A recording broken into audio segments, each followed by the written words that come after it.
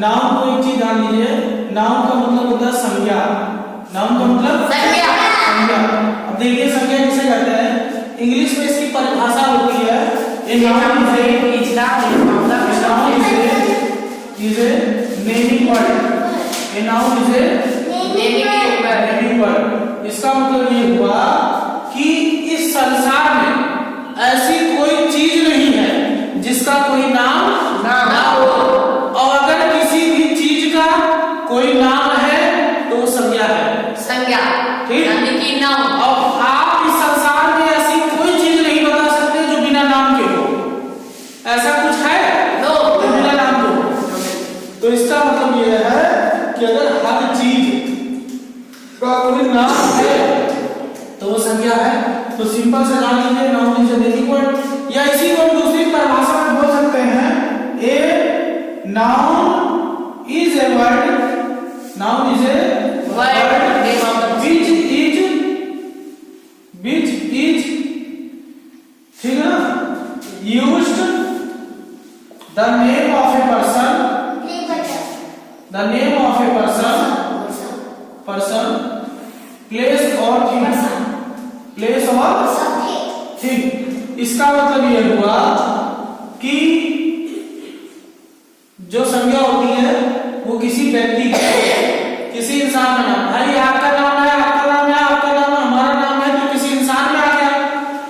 और स्थान का मतलब हो गया आपके गांव का नाम है, हमारे गांव का नाम है, हमारे जिले का नाम है, हमारे राज्य का नाम है, हमारे देश का नाम है, प्लेस में आ गया।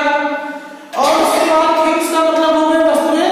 यानी कहने का मतलब ये है कि इन्हीं तीनों चीजों में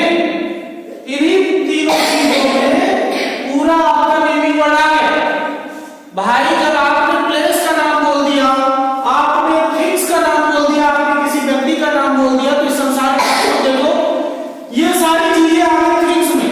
chart paper, light, wall, duster, marker, chair, ये सारी थिंग्स में आ गई। आपका घर अयोध्या है, उत्तर प्रदेश है, या आपका उत्तर प्रदेश है, ये सब आपका प्लेस में आ गया। आपका नाम, भैया का नाम, हमारा नाम, इनका नाम, ये सब प्लेस में आ गया। तो इस तरीके से आप जान गए कि जो संज्ञा होती है वो किसी व्यक्ति का नाम, किसी वस्तु का नाम, किसी स्थान के नाम को संज्ञा कहते हैं। ठीक, there are 5 kinds of noun. इसका मतलब ये हुआ कि आपके 5 प्रकार की संज्ञा हो गए। सबसे पहला आता है, मैं अभी भी बता रहा हूं, बहुत ध्यान से देखिए, यूपी बोर्ड में ये 10th तक मिलेगा आपको। आज ये बेशक आपको ये लग रहा है कि बहुत हलवा चीज है, लेकिन जब कल को 9th और 10th में जाएंगे आप, ठीक है ना, तो मेरे बताने का मतलब है कि ये काम की चीज है। ठीक, सबसे पहला आ जाता है प्रॉपर नाउन। क्या आ जाता है? Proper noun. ठीक, इसको हिंदी में बोलते हैं व्यक्तिवाचक संज्ञा। अब ध्यान से देखिए, जैसे कि आपको पता है कि इंग्लिश में इसको प्रॉपर बोला जाता है और हिंदी में व्यक्तिवाचक हो गया, तो एक बात बताइए, व्यक्ति का मतलब होता क्या है? व्यक्ति का मतलब होता है इंसान। व्यक्ति का मतलब इंसान। और कहने का मतलब है कि जब किसी विशेष व्यक्ति की बात की जाए, या विशेष वस्तु की बात की जाए, या विशेष स्थान की बात की जाए, तो वो आपका प्रॉपर नाउन यानी व्यक्तिवाचक संज्ञा होता है। जैसे एक बात बताइए, हर एक क्लास में किसी न किसी का बेस्ट फ्रेंड होता है। Yes sir. होता है। एक बात बताइए आप, अगर वो आपका बेस्ट फ्रेंड है, मान लीजिए वो आपका बेस्ट फ्रेंड है, तो एक बात बताइए, आपका जो बेस्ट फ्रेंड है वो क्या पूरी क्लास का दोस्त रहेगा? नो सर, नहीं रहेगा ना। तो इसका मतलब जो आपका दोस्त है वो आपके लिए प्रॉपर नाउन हो गया। Yes sir. ठीक, ये हमारी डॉटर है, मान लीजिए ऐसी बहुत सारी बेटियां और हैं, वो हमारी भी बेटी लगेगी, लेकिन क्या सब इन्हीं की तरह लगेंगी? No sir. तो ये हमारे लिए प्रॉपर नाउन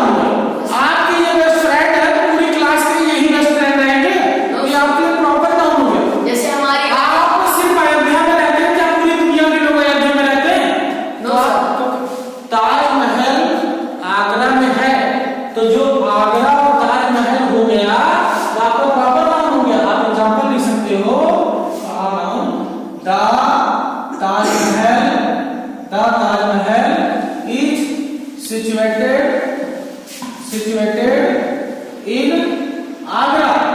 इसका मतलब यह है ताजमहल कहाँ है? ताजमहल आगरा में है। तो ये इसके लिए जो है प्रॉपर नाउन हो गया। क्या हो गया? Proper noun. Proper noun. अब दूसरा लिखना Mayank is the best friend of Ram. Ram का बेस्ट फ्रेंड कौन है? मयंक। तो ये जो है हमारा प्रॉपर नाउन हो गया। क्या हो गया? प्रॉपर नाउन हो गया। ठीक। उसी तरीके से Delhi is the capital of Delhi किसका कैपिटल है? इंडिया। तो ये भी जो है आपका क्या हो गया?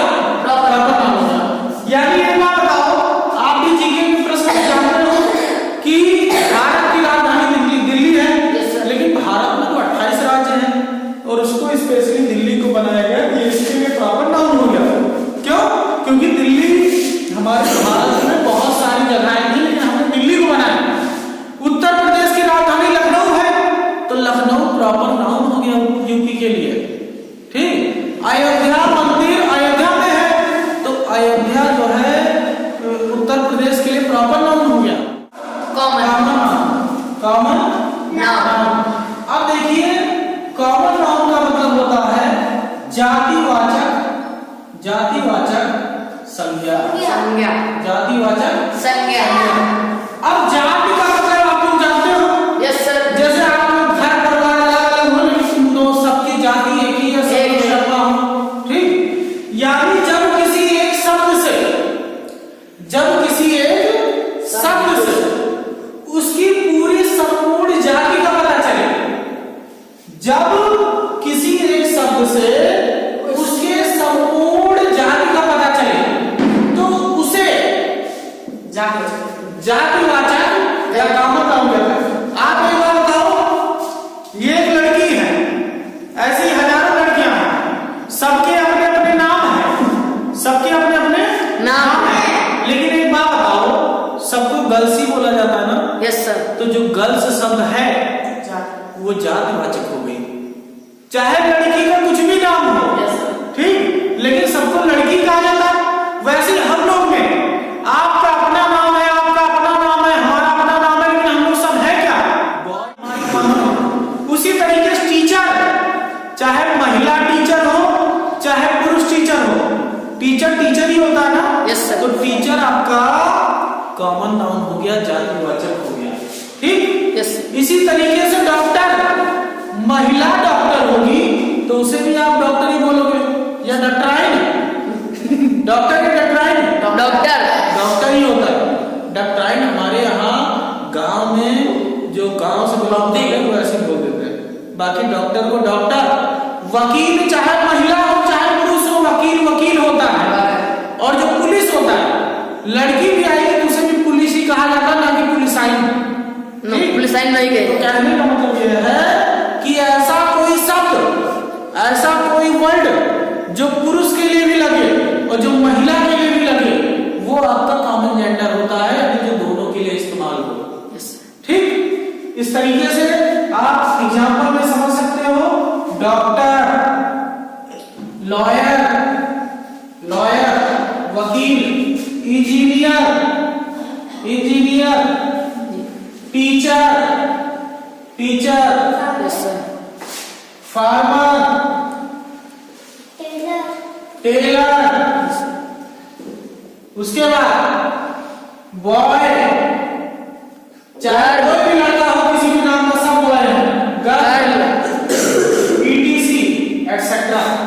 ये सारे आपके कॉमन ड्राइंग चैप्टर। हाँ, सारे आपके कॉमन नाम हो गए। मैटेरियल नाउन क्या होता है? देखिए, मैटेरियल नाउन का मतलब होता है पदार्थवाचक संज्ञा। संज्ञा। अब भैया इसी से देखिए, पदार्थ का मतलब क्या होता है? पदार्थ का मतलब होता है नाप तौल की चीजें। या नाप तौल की चीजें या कोई भी मेटल, क्या होता है मेटल, और मेटल को हिंदी में बोलते हैं धातु। धातु, धातु का मतलब हुआ सोना, चांदी, लोहा, तांबा, पीतल, जस्ता, ये सारा आपको मेटल, कोई मेटल आया वो बनाने में आएगा। उसके बाद में नाप तौल की चीज मतलब हुआ दूध, तेल, पानी, ये सब नाप क्या आता है? 1 लीटर की पानी की बोतल आती है, दूध भी 1 लीटर, 2 लीटर, 3 लीटर, तेल भी आपका किलो में आता है। तो ये सब नाप तौल की जितनी भी चीजें हैं, ठीक, वो सारा जो है आपके मेटेरियल लॉ में आता है। तो आप इसको बता सकते हैं एग्जांपल के लिए water, milk, yes gold, silver, copper, etcetera. चौथा आपका हो गया कलेक्टिव नाउन। नाउन। अब ध्यान से देखो, कलेक्टिव का मतलब होता है समूहवाचक, वाचक, संज्ञा, समूहवाचक संज्ञा। अब ध्यान से देखिए, समूहवाचक का मतलब होता है, समूह का मतलब होता है कोई, जोड़ा। समूह का मतलब होता है जोड़ा। जोड़ा, जोड़ा का मतलब होता है जहां पे बहुत सारे लोग हों, जहां पे बहुत सारी चीजें हों, यस उसे जो है आप कहोगे कैसे? अंगूर देखे हो, यस सर, अंगूर बताओ हमेशा अकेले होता है या गुच्छे में रहता है? गुच्छे में। तो वो अंगूर का समूह हो गया, उसको बोलते हैं a bunch of grapes, A bunch of grapes, grapes. इसका मतलब ये हुआ अंगूर का गुच्छा, बंच का मतलब हुआ गुच्छा, ठीक। आपने चाबी का गुच्छा देखा है?